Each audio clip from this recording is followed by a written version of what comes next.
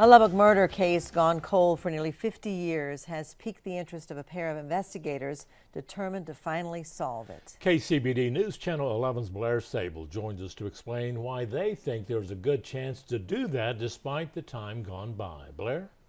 Well, Karen and Abner, as you may already know, cold cases are notoriously difficult to solve. This one is about Deborah Sue Williamson, and I have her picture here. In 1975, she was a newlywed, and on the night of August 24th, she was planning on visiting her husband at work to help out. But instead, she was stabbed 17 times at her home.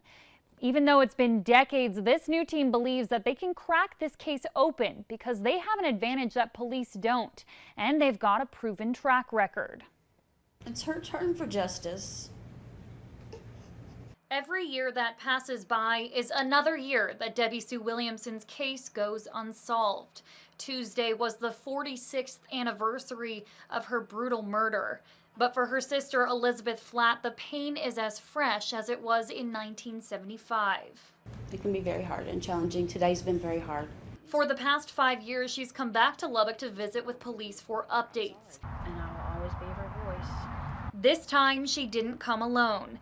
Joined by her stepsister, Paula Chasse, and 2 private investigators that are now on the case. A person who has been murdered deserves justice, no matter if it's been one day or if it's been 100 years. We believe that this case is solvable. The Cold Case Investigative Team, a partnership between investigative journalist George Jared and criminal justice professor Jennifer Bucholtz, volunteered to take this one on, giving newfound strength and comfort for Williamson's family. I really felt like it would be, the more they looked into it, they'd just back off, like, oof, this is rough. They've been relentless. Jared and Bucholtz recently helped uncover information that led to an arrest in a cold case murder of Rebecca Gould in Arkansas, using crowdsourcing on Facebook to their advantage. They say the accused, William Miller, was an active member of that group. One girl from Lubbock, Texas that was working with us, she honed in on the guy that ended up getting arrested long before any of us.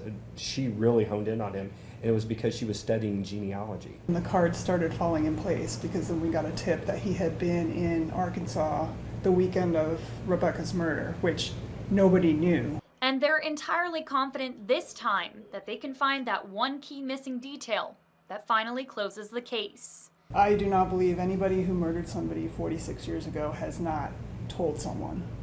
So one of our goals is to find that someone who knows something about this case. I'm not going to give up. She deserves it. We deserve it. And a lot of innocent people that have been considered a possibility of being the one that killed her deserves it. And the team is once again using Facebook to help find those crucial details. If you want to be part of the community, you can request to join the page called The Unsolved Murder of Deborah Sue Williamson. We're also told that the team, along with the family, has met with police this week, and the department has promised to take another look at the evidence. Karen and Abner. Thank you, Blair.